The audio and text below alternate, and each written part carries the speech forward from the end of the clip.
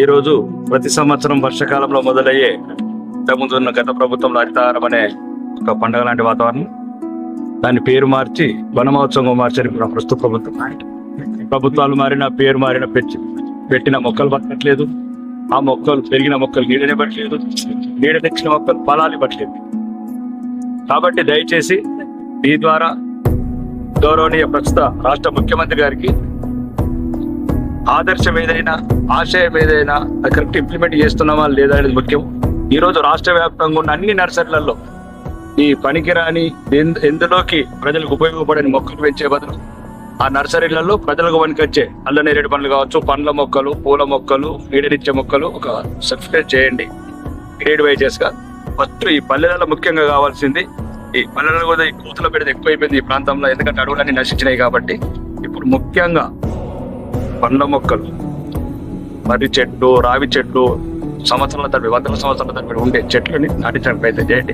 రెండోది నాటడమే కాదు, ప్రతి ఆఫీసర్కి టార్గెట్ పెట్టండి. అలాంటి ఎమ్మెల్యేలకు కూడా టార్గెట్ పెట్టండి. మీ నియోజకవర్గంలో ఎన్ని మొక్కలు నాటారు, ఎన్ని మొక్కలు బతికినాయి. ఈ రోజు మొక్కలు పెట్టడము, ఫోటోలు దిగటము, తర్వాత సంవత్సరం వచ్చేకి ఇంకొక ఊర్లో పెట్టడము, ఇదంతా ఈ డ్రామా అంతా బంద్ చేయాలి ఇప్పటి నుంచి. ముఖ్యంగా ప్రజలు మేల్కొనాలి. అధికారులు, రాజకీయ నాయకులు ఈ జీతగాళ్ళం అంటే తెలివైన వాళ్ళని అనుకోకూడదు. ముఖ్యంగా మీ పల్లెటూర్లలో ఈ వ్యవస్థ లేకముందు కూడా, ఇట్లాంటి ప్రజాస్వామ్యం రాకముందు కూడా వందల సంవత్సరాల ముందు మంచి చెట్లు ఉన్నాయి, మంచి అడవులు ఉన్నాయి. 33% ఉన్న అడవి ఈరోజు 21% వచ్చింది. మీరు కూడా దయచేసి పచ్చటి అడవులు కాపాడుకోండి, చెట్లను కాపాడుకోండి. కాపాడితే మీ భవిష్యత్ తరాలకు స్వచ్ఛమైన గాలి కావచ్చు, స్వచ్ఛమైన నీరు కావచ్చు. అవే లేని రోజు మీ పిల్లలు ఏమి దేని బతుకుతారు మీరు కూడా ఆలోచించండి. ఈ రోజు మీరు ఇంత స్వార్థంగా ఆలోచిస్తున్నారు. ఉన్న చెట్లను కూడా కొట్టేస్తున్నారు, పండ్ల మొక్కలు కొట్టేస్తున్నారు, నీటించే మొక్కలు కొట్టేస్తున్నారు. ఎండలు కూడా ఈసారి 50 డిగ్రీలు దాటినాయి.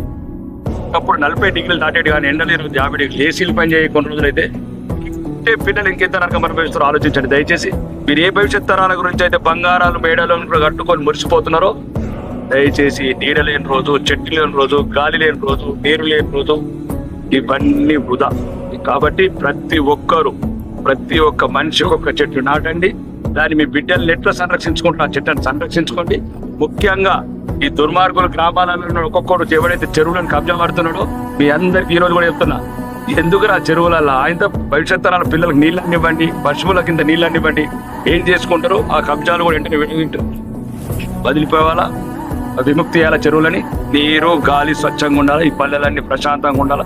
భవిష్యత్ తరాలు మనకన్నా ఆనందంగా ఉండాలంటే ఇది అందరం చేయాల్సిన పని. ప్రతి ఒక్క మనిషికి ఒక్క మొక్క నాటండి, అది కూడా పనికొచ్చే మొక్క నాటండి.